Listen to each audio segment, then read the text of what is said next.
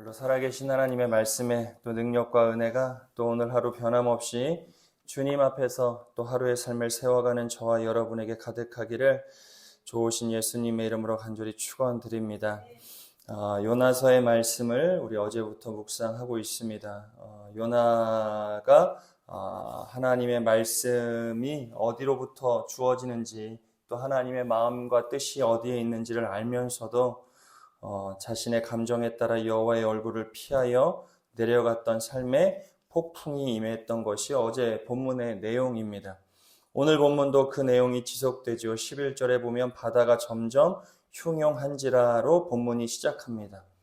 바다가 점점 흉용합니다. 폭풍우가 몰아칠 때 배에 탄 선원들이 이런저런 갖은 노력들을 다 하지요. 어제 본문에 보면 자신들의 신을 부르고 배를 가볍게 하려고 모든 물건들을 집어 던지며 얼마나 이 지금 어려움 난국을 벗어나고자 애쓰고 몸부림치는 선원의 모습도 우리가 살펴볼 수 있었습니다. 하지만 그런 노력에도 불구하고 바다가 점점 잔잔해지는 것이 아니라 그들의 항해가 안전해지는 것이 아니라 바다가 점점 흉용합니다. 왜 그럴까? 왜 선원들이 가진 노력도 하고 기도도 하고 가진 몸부림을 다 쳐봐도 바다가 점점 흉용한 것일까? 그리고 나서 이어지는 것이 우리가 너를 어떻게 하여야 바다가 우리를 위하여 잔잔하겠느냐 선원이 요나에게 묻습니다. 그리고 요나의 대답이 12절이지요. 우리 12절의 말씀을 같이 함께 읽어보도록 하겠습니다. 그가 대답하되 나를 들어 바다에 던지라. 그리하면 잔잔하리라. 너희가 이 큰 폭풍을 만난 것이 나 때문인 줄을 내가 아노라. 바다가 점점 흉용하게 된 이유는 바다의 흉용하고 바다의 폭풍우는 인간의 힘으로 잠잠하게 할 수 없는 것임을 오늘 본문이 분명하게 보여줍니다. 인생에서 겪는 풍랑과 폭풍우도 마찬가지입니다. 내 힘과 내 노력, 내 의지로 그 문제를 좀 내가 해결하고 잔잔하게 만들 수 있을 것 같아 내 의지와 노력을 기울일 때가 있지만 바다와 폭풍은 우리가 잠잠케 만들 수 있는 것이 아니라는 것을 오늘 본문이 이야기하지요. 그럼에도 불구하고 요나는 고백해요. 바다가 잠잠해지기를 원한다. 선원들이 이야기합니다. 이방의 선원들이 이야기하는 겁니다. 어떻게 해야 이 바다가 잔잔해질 수 있을까? 이 폭풍우, 갑작스럽게 들어닥친 인생의 풍랑을 어떻게 잔잔해질 수 있을까? 요나는 알고 있어요. 이것이 그냥의 문제가 아니라 영적인 문제, 신앙의 문제라는 것을 요나는 알고 있었기 때문에 마지막 누구 때문에 이 일이 일어났다고 이야기합니까? 나 때문이라고 이야기하는 거예요. 여기로부터 신앙의 회복, 돌이킴의 은혜가 주어진 나 때문인 것을 깨달을 때 신앙의 많은 영역들이 회복될 수 있다. 이게 자기 고백입니다. 이거 잘 적용하셔야 돼요. 인생의 풍랑이 일어납니다. 인생의 고난이 몰아닥칠 때 있어요. 예상치 못했던 일이 내 삶을 가로막을 때가 있습니다. 근데 그 문제 내가 아무리 애써도 해결되지 않아요. 지금 있는 A의 사건이 마치 해결된 것처럼 보이지만 A 지나가면 B가 와요. B 지나가면 C가 옵니다. 우리 인생의 풍랑이 끊어지지 않아요.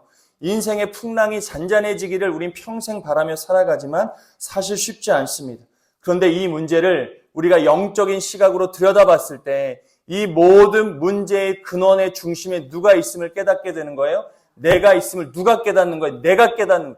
이거는 자기 신앙의 고백이에요. 이게 조심스럽습니다. 왜냐하면 이걸 잘못 적용하면 모든 인생의 문제를 우리가 자칫 잘못하면 저 사람이 겪는 문제 앞에 우리가 어떤 말을 하기 쉬워요? 욥의 친구처럼 네 죄를 네가 한번 살펴봐. 누군가가 힘든 시간을 지나가요. 그런데 우리가 이 말씀을 잘못 적용하면 다 너 때문에 생긴 일이야. 너가 한번 깨달아봐. 우리가 그런 말을 쉽게 내뱉을 때 이거는 자기 신앙의 고백이에요. 힘들고 어려움의 때를 지나가고 있는 성도가 있으면 함께 울어주고 울어줄 수 있는 것이 우리의 신앙의 모습이지 이건 자기 고백이라고요.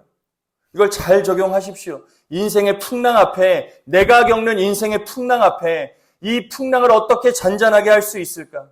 내 인생이 어떻게 하면 평안해질 수 있을까? 내 인생에 어떻게 하면 소망을 얻어 살아갈 수 있을까? 그 모든 문제의 키가 나에게 있다는 것을 우리가 깨달을 때 우리 신앙의 진짜 회복이 주어질 수 있다는, 나에게 적용하세요. 나에게 어려움을 겪고 있는 사람이 봐봐. 신앙생활도 제대로 안 하고 기도도 안 하니까 예배도 빠지고 뭐 저렇게 하니까 저런 일 겪을 수 알았어? 우리가 안 그럴 것 같지만 우리가 인생을 그렇게 평가하고 적용할 때가 있어요. 나에게 적용한다고 남에게도 그렇게 적용할 때가 있지만 오늘 말씀은 나에게예요. 신앙의 고백은 나에게 그렇게 적용할 수 있어요. 나 때문에 지금 바다에 폭풍우가 몰려온다는 것을 요나가 알았죠. 그래서 어떻게 하라는 거예요? 나를 던져라. 나를 어떻게 하라는 거예요? 바다에 던지라는 거예요. 근데 13절에 보면 사람들이 그 말을 듣고 어떻게 하느냐? 13절의 말씀을 같이 읽습니다.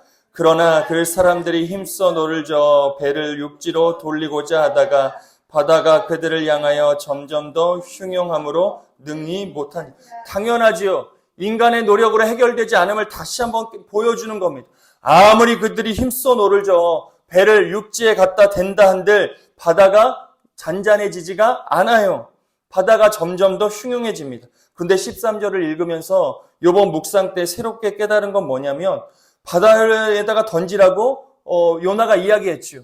그럼 이방 선원 같으면 자기 때문이라 이야기하니까 뭐 그를 던져버릴 수도 있겠지만 한 번에 그러지는 게 아니라 이방인조차도 요나의 생명을 함부로 다루지 않아요. 이게 참 이게 아이러니합니다. 오늘 본문에 그렇게 구체적으로 그 내용이 중요한 것은 아니지만 자신을 바다로 던지라는 말을 내뱉은 요나를 이방의 선원들이 단번에 그래 잘됐다 알았어 내가 던져줄게 라고 해서 던지는 것이 아니라 오히려 요나의 생명을 지키고 자신들이 힘닿는 대로 노를 저는 모습을 우리에게 보여주고 있지요. 하지만 바다가 잔잔해지지 않습니다. 인간의 노력으로 해결될 수가 없는 거였어요. 인간의 노력으로 감히 이 바다를 잔잔하게 만들어낼 수 없더라. 이에 무리가 어떻게 하느냐? 기도하지요. 14절의 말씀을 같이 함께 읽습니다. 무리가 여호와께 부르짖어 이르되 여호와여 구하고 구하오니 이 사람의 생명 때문에 우리를 멸망시키지 마옵소서. 무죄한 피를 우리에게 돌리지 마옵소서. 주 여호와께서 주의 뜻대로 행하심이니이다 하고 이방의 선언입니다. 지금 이 배에 탄 요나만 히브리 사람이지 다른 사람들은 하나님에 대해 알지도 못하는 그런 무지한 백성일 수 있었습니다. 그런데 이 사람들이 이방의 선원들이 지금 누구에게 기도하고 있어요? 여호와께 부르짖어 이르되 여호와 앞에 그들이 구합니다. 여호와여 구하고 구하오니 이 요나의 생명 때문에 우리를 멸망시키지 말라고 하나님께 간절한 마음으로 호소하고 있습니다. 이게 대단한 장면이에요. 이방의 선원들이 여호와의 이름을 부르며 하나님 앞에 간절하게 기도하기를 시작합니다. 인생의 풍랑 앞에 요나 때문에 생겨났다는 요나의 말을 들었음에도 불구하고 이방의 선원들이 자신이 하나님께 입을 벌려 열심히 구하고 또 구하는 모습을 보여주죠. 그리고 나서 15절 이방인들이 요나를 들어 바다에 던집니다. 그러자 뛰놀던 바다가 어떻게 됩니까? 그치지요. 이것이 예수 그리스도의 모습을 상징하는 표징의 모습으로 요나서가 드러나는 장면입니다. 인간의 문제로 인간의 힘과 능력으로 해결할 수 없는 문제 앞에 요나가 친히 바다에 던져짐으로 말미암아 인간의 노력으로 해결할 수 없는 바다의 잔잔함을 해결하지요. 우리 인생의 문제도 마찬가지입니다. 인생에서 겪는 많은 문제, 인간의 힘으로 해결할 수 있는 것처럼 보여지는 것처럼 느껴지지만 그래서 돈으로, 권력으로, 힘으로, 자신의 의지로, 결단으로, 결심으로 많은 일에 덤벼보지만 인간의 힘으로 해결되지 않는 문제들이 있습니다.